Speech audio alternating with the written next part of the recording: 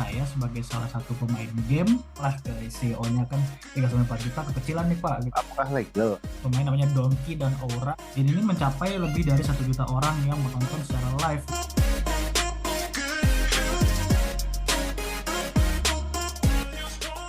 Jadi bagi orang yang menonton atlet e-sport bermain games, jadi apa sih motivasi mereka gitu buat nonton?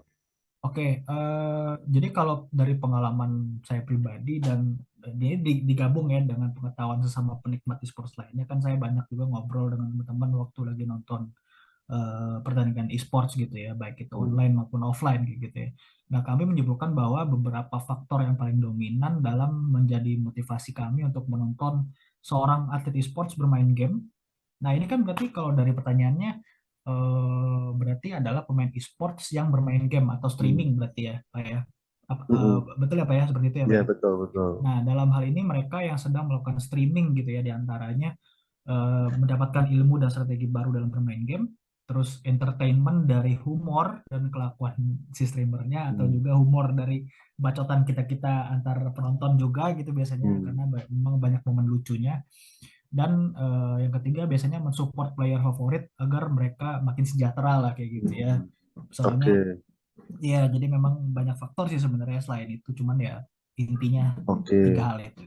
Jadi mirip juga ya dengan menonton sport yang lain gitu ya, Betul, motivasi betul orang. Pak, betul. Oke, ya ada juga yang ngefans dengan pemain atlet e-sport tertentu gitu, seperti misalnya Iya, misalnya supporter bola atau supporter iya, iya. apa Misalnya kita namanya? ngefans sama Ronaldo gitu kan, Ya, ya. itu kita pengen, wah ini kita bisa Hmm. dapat ilmu baru nih, cara dia main gimana gitu kan. Hmm. Terus biasanya entertainment dari skill-skill dia Hmm. gitu kan. Hmm. Nah, itu bisa kita dapat dari nonton. Oke, oke, make sense. Oke, terima kasih. Nah, ini sekarang dari sisi bisnisnya nih ya, Kak Irfan.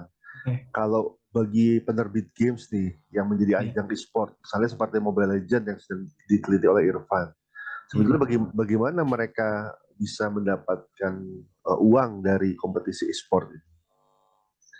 Oke, kalau dari sisi keuangan, ini tentunya tujuan diadakannya e-sports ini nggak jauh berbeda sih dari liga olahraga pada umumnya gitu ya.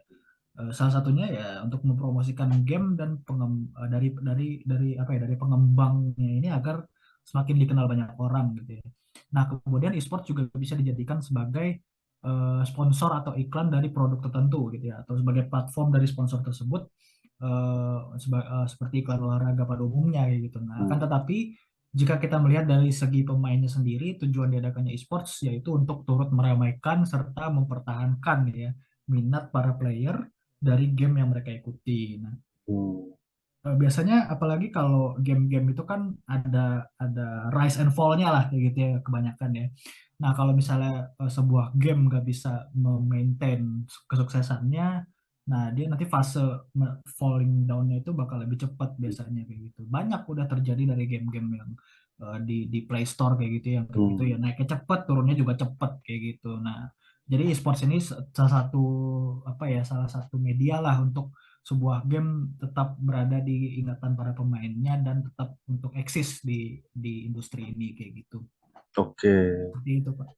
Nah, jadi ini kalau dari penelitian Irfan sendiri ya, Ya, walaupun masih in progress gitu ya, betul. kira-kira apakah ada keterkaitan antara intensi menonton e-sport, Ya, intensi bermain games oke. dan intensi melakukan pembelian dalam aplikasi. Terus kalau ada Oke. keterkaitan sebenarnya apa implikasinya gitu bagi pemain? Oke. Eh, Kebetulan penelitian saya tadi memang betul Pak, yang saya masih OTW sehingga memang belum ada hasil temuannya. Namun dari model penelitian yang saya kembangkan ini, saya mengajukan hipotesis bahwa intensi menonton e-sports ini berpengaruh secara langsung dan tidak langsung terhadap intensi bermain dan melakukan pembelian dalam aplikasinya. Hmm. Nah, jadi kalau implikasi bagi pemainnya biasanya gini, ketika seseorang menonton e-sports nih, dia akan termotivasi untuk bermain game karena dia melihat, oh ini pro player mainnya bagus nih. Ada strategi baru yang saya dapatkan nih. Nah, jadi saya ingin bermain game. Nah, ketika dia bermain game, dia akan termotivasi lagi untuk membeli item-item yang biasanya jadi kayak berhubungan segitiga gitu loh. Hmm. Ada panah panah ketiga Oke. arah gitu ya. Jadi ketika dia menonton e-sports, dia bermain game, dia melakukan purchase. Nah, jadi ada hubungan juga dari ketiga itu. Nah, biasanya ada juga poin-poin, mungkin kita lanjut kali ya. Biasanya ada pengaruh langsung dan tidak langsung nih teman-teman kalau Oke. kalau dari ketiga variabel tersebut gitu ya yang penelitian saya. Jadi pengaruh kalau masuk pengaruh langsungnya ini ketika seseorang berintensi untuk menonton e-sports dan kemudian menonton e-sport muncul juga keinginan dari dia untuk bermain juga mengikuti apa yang dia tonton. Nah, kemudian apabila dia melihat skin atau item berbayar yang digunakan oleh pemain yang dia tonton, nah ini dapat dapat muncul juga nih teman-teman keinginan untuk membeli item Hmm. berbayar yang serupa. Jadi ada hubungan keterkaitan di antara hal tersebut kayak gitu. Nah, itu yang saya teliti. Nah, sedangkan pengaruh tidak langsung di sini adalah dari keinginan untuk bermain. Nah, di dalam permainan itu sendiri sudah ada berbagai macam stimulus dari penerbit untuk mendorong pemain untuk melakukan pembelian item berbayar, ya teman-teman ya.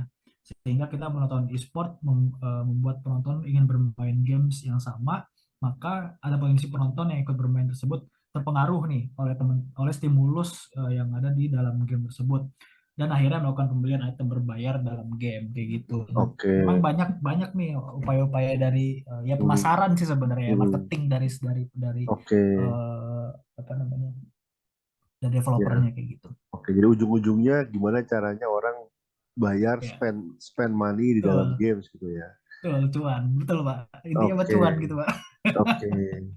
Nah, sekarang kalau tadi ujung-ujungnya Ya, ya. cuan, nah apakah ada upaya agresif dari penerbit atau Oke. penyelenggara kompetisi e-sport untuk melakukan monetisasi dari industri Oke. e-sport? Mm-mm. Nah, kalau kita bahas secara detail gitu ya, monetisasi agresif ini nanti ini bakal jadi bahasan yang Hmm. lebih panjang banget gitu ya, Betul, bahasan betul. sendiri gitu, podcast lain Ya. lagi mungkin ya.